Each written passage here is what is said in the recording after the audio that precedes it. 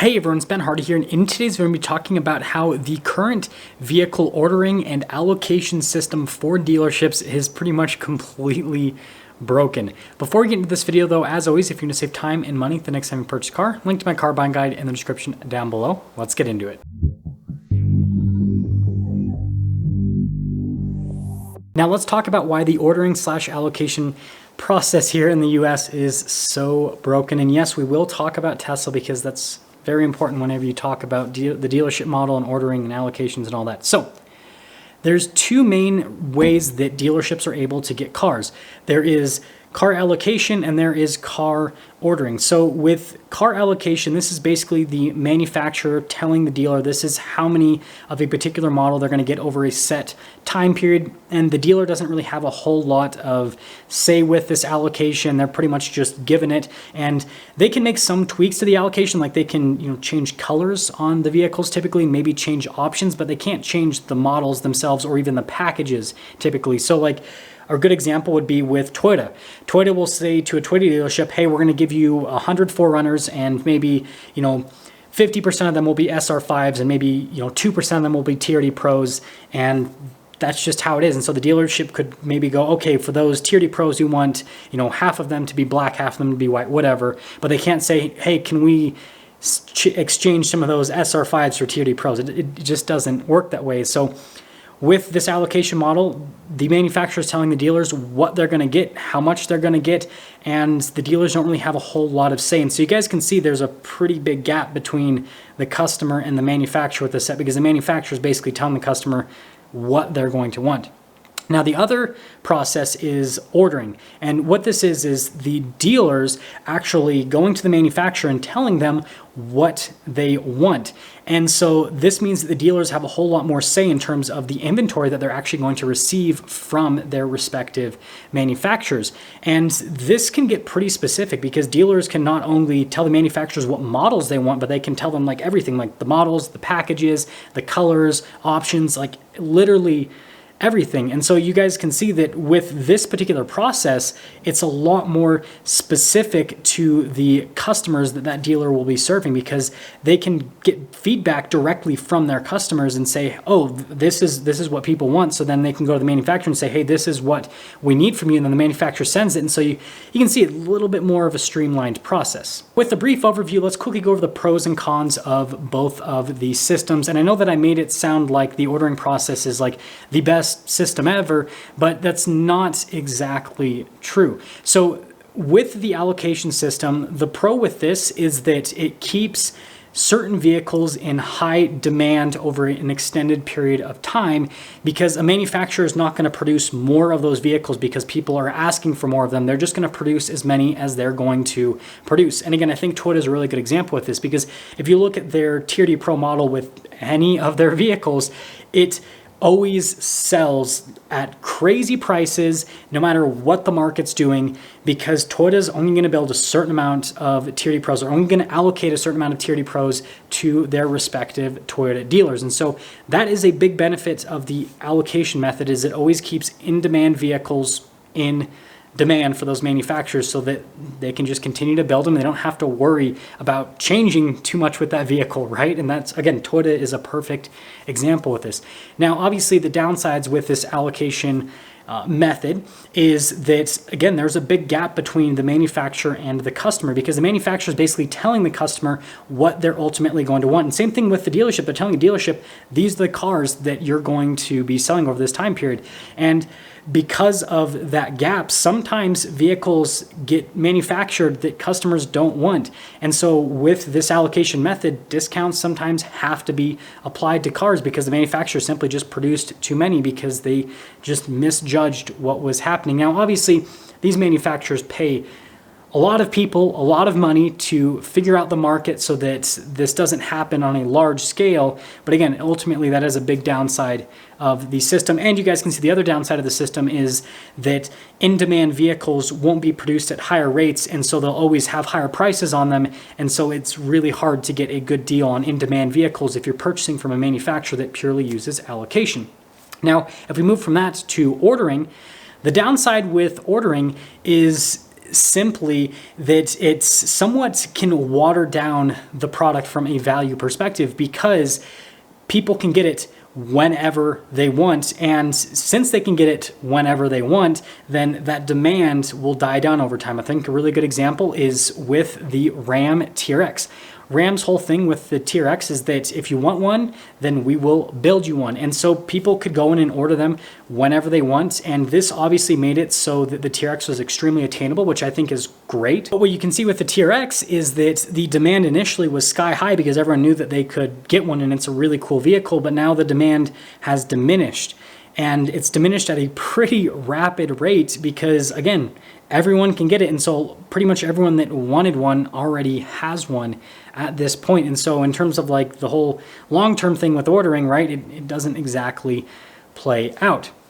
But again, the benefit, like I said, is the fact that people can get whatever they want, whenever they want. And so from a customer satisfaction standpoint, it actually leads to pretty high customer satisfaction because they feel like the manufacturer, and frankly like the dealership, because ultimately the dealership is the face of the manufacturer, actually cares about them and will get them a vehicle that they want. Let's quickly go into our side tangent on Tesla. So what Tesla does is they allow people to order directly from them. It's consumer to manufacturer ordering. So you basically go on Tesla's website, you order a car directly, and then once that car is built, you pick it up at a delivery center and you go off on your way. And so Tesla is only building cars that people are ordering. They're not allocating any cars, and they're not just building cars to build cars. Like if someone doesn't have an order in for a car, then Tesla isn't building it. And so now that you guys know that, that will kind of lead us into what I think is the best form of ordering or allocation for manufacturers to do to make it so that the customers are the happiest and that the product doesn't get devalued. So should manufacturers just copy Tesla? Should they go for the ordering method, or should they go for the allocation method? And well, I just want to quickly say that they shouldn't go for the Tesla method because it just doesn't make any logical sense. Now I know as a consumer, it makes all the sense because it means that you can order whatever vehicle you want, whenever you want, and you don't have to deal with any dealerships, you don't have to deal with any haggling, and it just like, it makes the experience seem so much less stressful. I understand. But here's the deal: is Tesla's business model only works because Tesla has so much capital being injected into them. And that has allowed them to basically build out the infrastructure that makes their business model possible. The average automaker doesn't have that amount of capital. And frankly, they aren't selling product that's expensive enough to give them that much capital.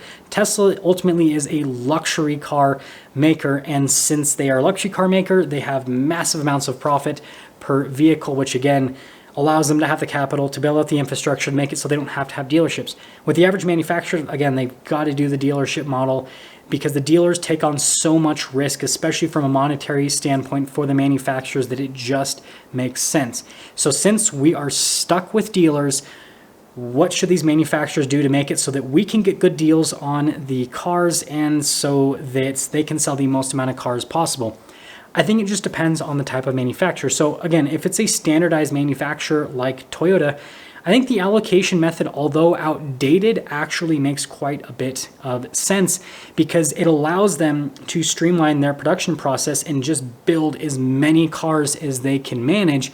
And even if they build, a little bit too much over a set time period, those cars will eventually get picked up because again, the cars don't have that many differences from an option perspective, and with these standardized manufacturers, they typically don't change their cars all that often. Again, look at Toyota.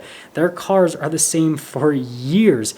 And so it's okay for their cars to, frankly, sit in the lot for a little bit because someone will eventually come and pick it up. It's not like there's going to be a huge change over a short time period. And again, it's not like there's going to be that many, there's not going to be a bunch of different options on that car versus another one that's produced a few months later, for example, because again, pretty standardized, right? So I think, like I said, that works best for those manufacturers and that's why they use it. Now, for the manufacturers that have a lot of optional equipment, and this is typically American manufacturers, I think that the ordering option is the best route for them to go. And this is what Stellantis is doing, frankly. And this is why they have been able to increase their sales numbers by such a large margin, whereas Ford and GM, for example, have been decreasing in sales numbers. And that's because Ford and GM still do the allocation method. They're not as extreme as Toyota, but they still go about things with the allocation method, whereas they need to switch to the ordering method. They need to build what people want because they just have too much optional equipment on their product to just throw vehicles at dealers. I think a really good example is I filmed for, a couple different Chevy dealers, and they have a bunch of Chevy Silverados on their lot that have the 2.7 liter 4-cylinder that pretty much nobody wants right now. Everyone wants the Duramax diesel, the 3.0 diesel with the Silverado half-ton. Everyone wants the 5.3 V8. Everyone wants the 6.2 V8. And the only reason that this situation has happened is because GM just builds whatever they're going to build, and then the dealerships have to deal with selling them, when in reality, because those vehicles have so many different bits of options on them, and because their customers want what they want, right, because it's not a standardized product, then it leads to vehicles sitting in the lot and not selling and then having to be discounted. And it's just, it's a process that the manufacturer doesn't want and that the dealership doesn't want either. And that's happening less so with Stellantis. Now, if you look at, Stellantis product, yes, a lot of it is getting discounted, but the dealerships are happy, the customers are happy right now, and the manufacturer, frankly, is happy as well, because the manufacturer is selling more cars, the dealerships are selling more cars, and they're able to still make the profits that they, frankly, want to make on those cars, and the customers are able to get the vehicle that they want at the price that they want. Obviously, the system with Stellantis dealers isn't perfect, right? Because then there wouldn't be any discounts on the cars. They would all just sell for MSRP. But I do think that things will ultimately reach an equilibrium with that manufacturer, because right now they really are figuring out exactly what people want. And so with that being said, that's pretty much going to sum things up for today's video, because it's just getting way too long. I want you guys to let me know what you think on this topic, and I'm sure I'm going to get a lot of comments of people saying, nope, we need to have the Tesla method. And trust me, I get it. The Tesla method is sexy when you're looking at it from a customer perspective, but from a manufacturing perspective and from a dealer perspective, again, there are some obvious pros to it, but it's not the best possible method. And yeah, with that being said, I'll see you.